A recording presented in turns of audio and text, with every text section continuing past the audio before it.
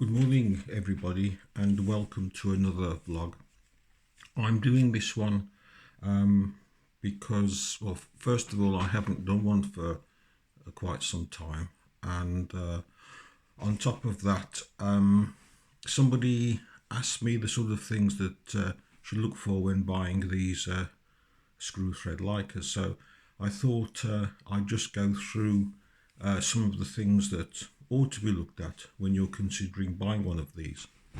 This one is my 3F dating from 1951, and the reason I've chosen this one is because I'm pretty certain this camera does have a fault, and I'll mention the fault later on. Maybe some of you have already realized what the fault is because I have mentioned it before, but anyway, I will reveal all a little bit later on. So what to look for when having a look, inspecting a potential Leica purchase.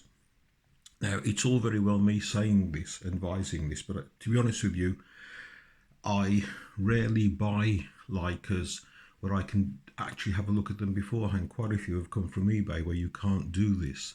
But if you do go to a camera auction, or indeed into a shop, a dealer's shop, or you come across one in, say, a bric-a-brac sale or something like that, which I wouldn't have thought you would do. I mean, I think we all sort of dream about coming across an old Leica for a few quid. I don't think it happens these days. So, but nevertheless, I can honestly say I've never gone all through my list that I've compiled. You go there with the best intentions, and then something happens and you start looking at the camera and everything flies out of the window. All the logic and the common sense and the list of things that you should be checking, which I have actually written out so I can go through each one. So the first thing to do is look for, well, what have I got on my list at the top? Scratches and things like that, and missing bits. Now this one, it's got a few little marks on the bottom, nothing too serious. I don't think there's any dinks on this one. These little dinks, little dents that they tend to pick up. We have to remember that these cameras are not in their first, what shall we say, first the flush of youth. So they're bound to get a few little knocks here and there. Scratches again. This is satin chrome, and satin chrome does tend to show up marks, particularly rubbing marks. I can see one there, just on the top there. But you know, I don't think we should really dismiss a camera for a few marks unless you're really buying one at absolute top prices. So it's worth looking though at any serious brassing, any serious marks or dents, because that is actually a potential way of, shall we say, reducing the price of it. The other thing that I should actually apologise, because I'm sorry about the light. It doesn't seem that I'm actually doing this from the dining room, and it's really dull outside anyway. So I've got the light on in the room, now hoping that improve things a bit. Vulcanite on these cameras. Now, as I understand it, Vulcanite is it's a rubber material, and I suppose when it was put onto the body, it's actually quite pliable, but it dries and hardens, and I dare say maybe over the years it hardens even more, because sometimes you'll get one that's got a bit of Vulcanite missing. On this one, the Vulcanite, that's this black finish, is in pretty good condition. It's always worth looking at areas like this where there's a fixture that joins the body, like these strap lugs here. But this one is pretty good. Again, don't dismiss the camera.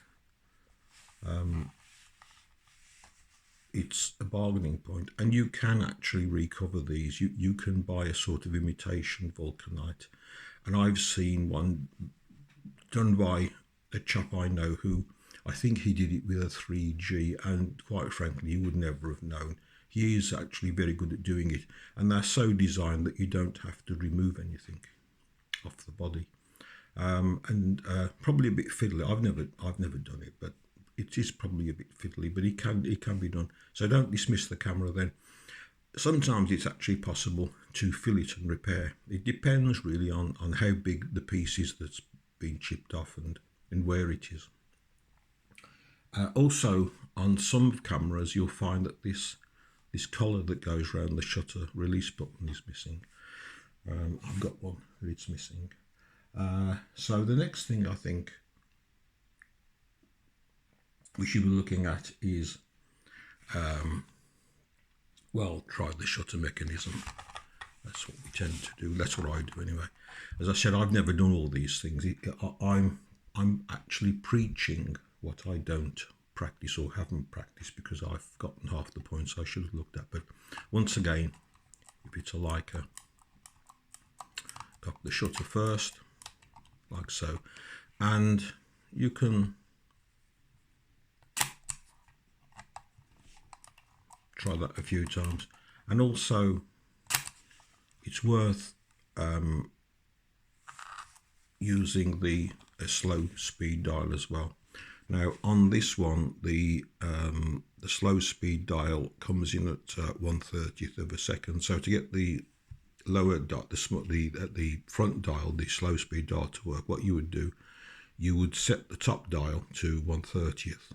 On the earlier ones, it's 1/20th, I think, but on this one, it's marked there. Look, it actually says 1/30th to 1 second, and you put it there, and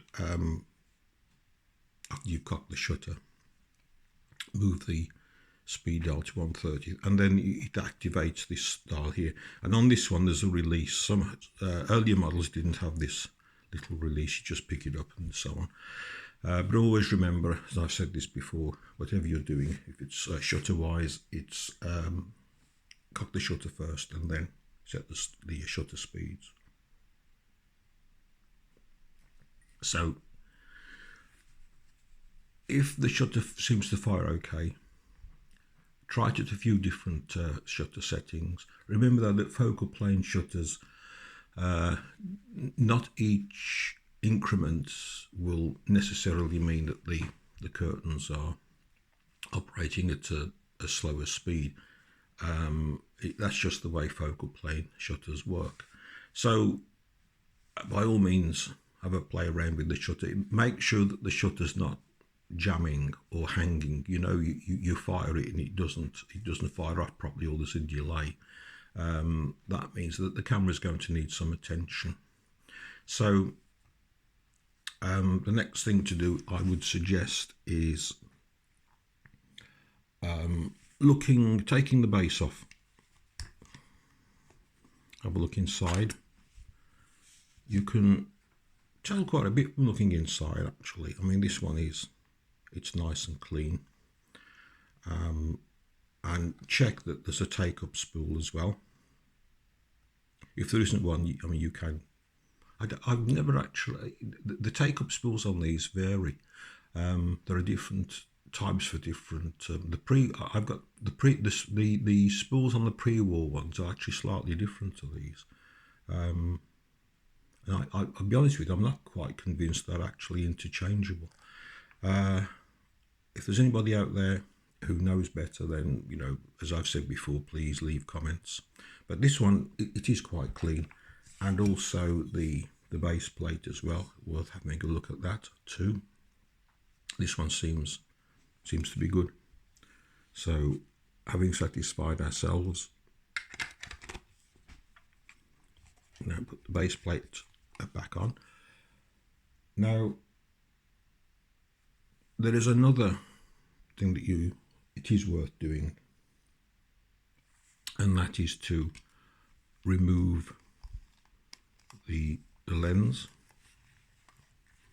What I should have done, I thought I'd got everything set up here, but I haven't, because I was going to bring the torch in. What you really need to do is, in fact, I'll go and get the torch. I'll go be a second.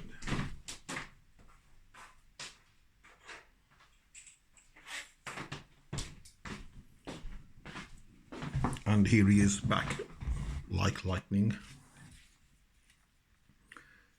So it's well worth taking a torch with you to have a bit of a gander inside the camera.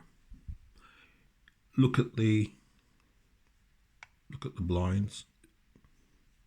Are there any tears or rips or obvious marks?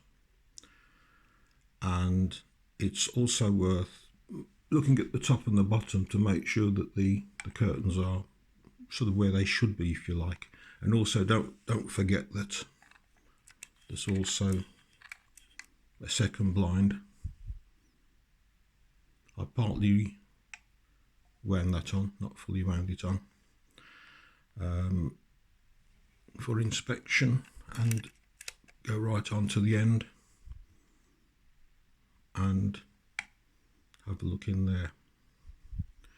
There's no obvious faults, there's no tears, and there aren't any rips, but we'll come back to this shutter blind later on. Looks quite clean in there. So while we've still got the torch, it's also worth, I'll just put the torch down for a second, taking a look at the lens, assuming of course that the camera is being actually sold with the lens. Of course it might be a body only. The lens on this one is the very well known Elmar f3.5 5cm focal length lens. There must be like thousands and thousands and thousands and thousands of these. This one is a post-war one. Just move the camera out of the way. It's always worth taking lenses like this, and we'll open it, get the iris wide open, f3.5. It's worth, I don't know whether this is going to work on camera. What I'm going to do, I'm going to shine the torch through the back of the lens, and you will see all sorts of horrors. Don't panic. I don't know whether you can see those, but there's dust, there's some haze in there, and there's one or two other marks and so on. This is what happens. Lenses of this age, they take in dust. You can't have a mechanism that focuses and moves in and out like that. You can never make it airtight by the very nature of the beast. When you do that with a really bright LED, you're going to see all sorts of horrors. You're going to see, you're bound to be some, I'm assuming this lens has never had any attention in its 69 years. It works perfectly well. It takes a good photo, but you could see there's dust in there, and there was some haze, but haze is going to show up a lot more when you shine a torch through like that. It's just a good way of making sure there's nothing really nasty in there. If you look around the edge of the lens and you see anything that looks sort of like it has dendritic qualities, branch-like qualities, that can be fungus. It tends to start at the edge and sort of creep in. But there's also different types of fungus, and some look like blobs, cream sort of blobs. And it's best to probably leave lenses like that, leave them alone. Haze and dust. You get people saying that there's some scratches and there's some this and there's some that, but it doesn't alter the ability of the lens to take a photograph. Well, it doesn't, but it's going to affect things slightly. It tends to affect, haze tends to affect contrast. I think that's the noticeable thing. I've got quite a few of these lenses, and if I'm honest about it, they could probably all benefit from being stripped down and cleaned. But what you can do, of course, is you can get around that to a degree by simply upping the contrast when you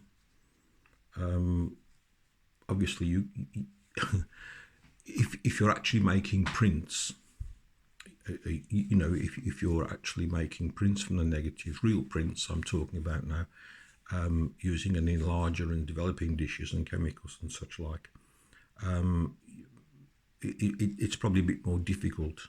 I suppose you could use a harder paper, get a bit more contrast. But I do think that lenses that haze up a bit do lose a little bit of contrast. But if you're processing the negatives, if you're scanning the negatives and you're putting them through a post-processing, upping the contrast a little bit, it tends to get rid of, in my opinion, tends to get rid of that slight milkiness that you get. But don't do it too much. But you want to retain the characteristics of the lens. And Leica lenses where I think they were really known for their high contrast, not the early ones. That was one of the things that people liked about them. But they do give a lovely range of tonal quality in the form of the various different greys. Forgive me, I've just got a cup of coffee here.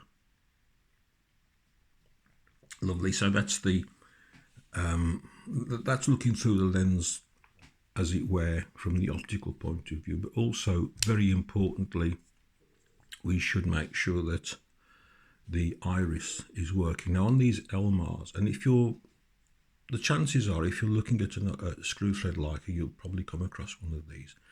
They've got this little lever here that you have to modge about with. Very inconvenient, really. I'm sort of looking at this now through the screen on my mobile phone that I'm using,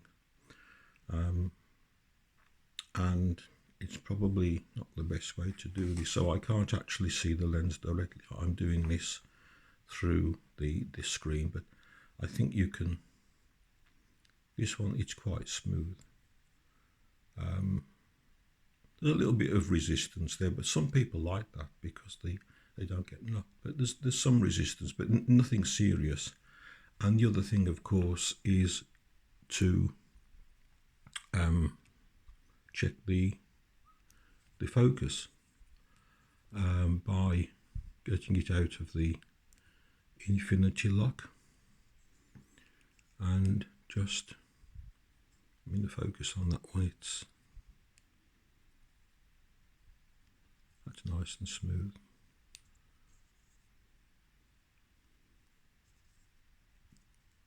So I'll put it back in the lock position, and that's the sort of thing that you look for. And I mean, it's exactly the same things you do with any lens. Look at the iris blades.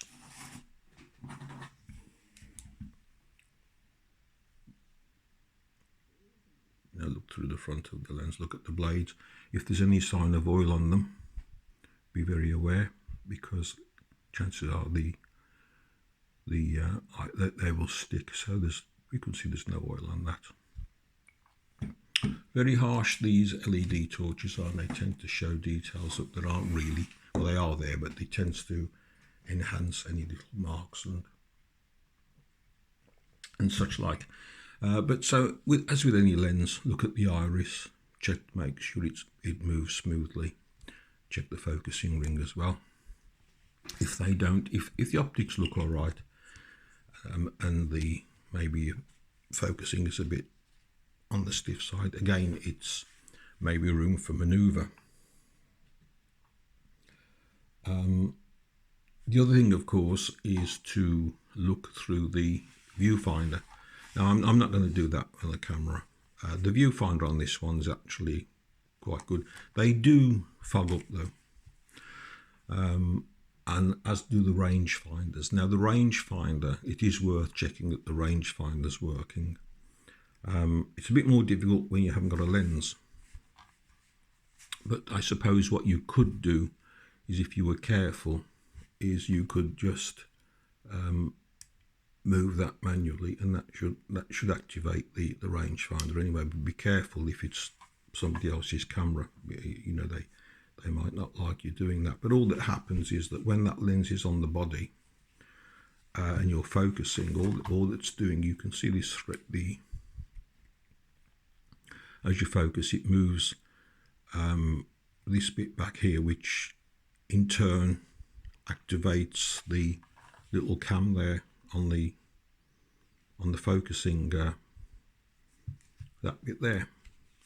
So I don't see any problem with just carefully moving that, but you'd have to do it obviously looking through the rangefinder, and whatever you do, don't poke your finger right in and damage the shutter blind. So perhaps I shouldn't have suggested that, but I'm sure that anybody who's watching this and likes Leica has got a bit of common sense, or or see if you can borrow a lens and just put on just to check the rangefinder, because they do need calibrating every now and then, and it's just making sure that you can see the patch. I mean, the rangefinders on these, to get them to work, you have to be in you need to be viewing something where there's a bit of contrast and good light, and you often have to actually angle the camera a little bit so that you can see the second image. They're not straightforward.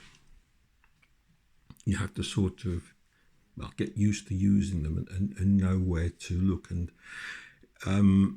you need something a bit contrasted, and if you're in the middle of a wood and all the trees there and it's a bit dull, it's very difficult to use a rangefinder anyway. That are far from perfect, but just have a look through and just make sure that it's not too foggy in there. So what else have we got now? And I think that's probably about it, really.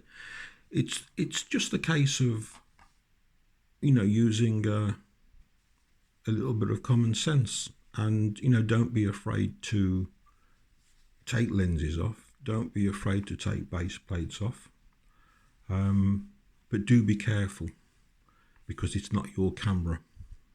Well, it may become your camera, but it's not your camera until you've actually bought it. Now, the other point I was going to make is that you can do all these checks. You can check things till you're blue in the face. You'll always find something that may concern you a bit, I think. If you find any of the points that I've made, if you look at the camera and there's some questions, then either put the camera down and go elsewhere, or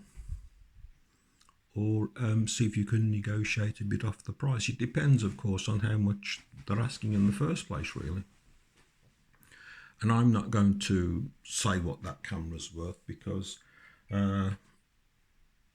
prices seem to be all over the place. I've seen some of these for sale. Just move those fluff out of the way. I've seen these for sale on the eBay, and the prices, not just these, I mean Leicas in general, and some people are just asking, well, I think it's silly money, and others, they're okay. But be aware of people who claim that they don't know anything about cameras, because I suspect some of them do, but they don't want to admit there's faults. Okay, some of them may be genuine. Somebody may have found it in a drawer and they don't know a lot about them. But just be a little bit aware. And I think that's probably, as soon as I stop this recording, I'll probably think of something else. But I think that's probably it. You're going to take a risk anyway. But the main point I've used this 3F is because we've gone all through these things, and we haven't really found anything what appears to be seriously amiss with the camera. But if you I can't remember if it was the last vlog I did or the one previous to that one, but I did mention that this camera has a fault, and I think it's going to need a new shutter blind, because there are odd streaks that appear on the image, particularly at the higher speeds. if there's a sky involved, and apparently that's probably due to the shutter curtain is being porous. And it doesn't matter how much inspection you do on this, you're probably not going to notice those holes, because one of the problems is that you can't take the back off a Leica and shine a torch through it. And I'm not convinced that shining a high intensity LED torch would necessarily pick up pinholes. It might, I don't know. It's a lot easier if you can take the lens off a camera and have the shutter closed and shine a torch through the back of the curtain blinds. But with the Leica, you can't do that. You know, by having it on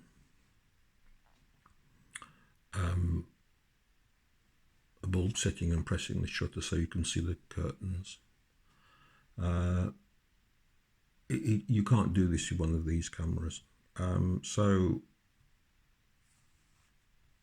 be aware that you can't judge a Leica until you put some film through it. I don't care what anybody says.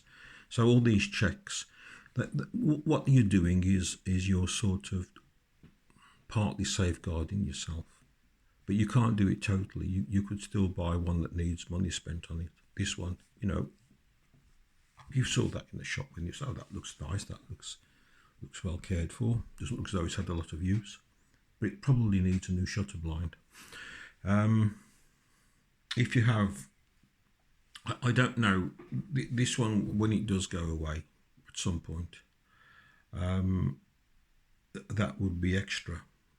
You know, if you pay, say, 200 quid for a CLA, then fitting a new blind will obviously be added on to the CLA. The only thing I can remember is that, and I've mentioned this before, but London-based Red Dot cameras, they used to have a repair facility. They don't now. I think, well, they don't offer film cameras. I think when they were doing them, because they did a couple of my Leicas, I think if you need, and I've never had a curtain blind, a shutter blind replaced, or the shutter curtains replaced. But I know at the time, I don't know whether it was a special offer, but I think if you had the camera CLA'd, you could have new blinds put in for an extra 30 quid. I hope I'm not dreaming that. And I hope that when this one does go away, that's probably roughly what I'll be paying for it. But it won't be any time soon, because I've still got one camera away, which I will cover when it returns, whenever that's going to be. And I'm going to do another upload hopefully in the near future, about that scimitar that I stripped down and doesn't have any iris blades in it. But you know, that's for the future. I also want to do a few vlogs about the two digital cameras that I use, or at least the one, and why I like it and why I use it. I can't sort of carry on doing Leica-ish things because I'm sort of running out now. But I hope you'll bear with me. The two I did on the Pentax Spotmatics I've got, they didn't go down at all well, which was a bit disappointing. But anyway, so I'll carry on with the Leica theme for now. I'd also like to welcome a couple of new members. I'm sorry I haven't got your names written down, but you know who you are. I hope you enjoy these.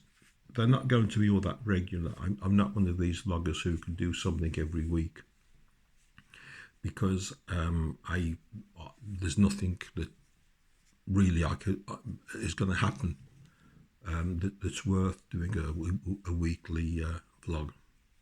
I just do them when I think I've got something to say. So anyway, thank you for your interest, and please stay safe. We're still in these COVID times. I don't know where you are, what you're doing. But you know, as far as the UK is concerned, there's worried about the second wave. We just don't know, do we? And I'm not going to start waffling on about that. I've got a few opinions, but this isn't the time or place to air those opinions. But maybe at some point we can return to. I mean, okay, we're near normality, but there's still a lot of limitations, isn't there, which are spoiling things. But anyway, that's got nothing to do with Leica. So I'd just like to wish you all the very best. Stay safe and mind what you get up to. And any comments, please make them in the comments box. So thank you again, and I'll see you, or you'll hear from me, in the near future.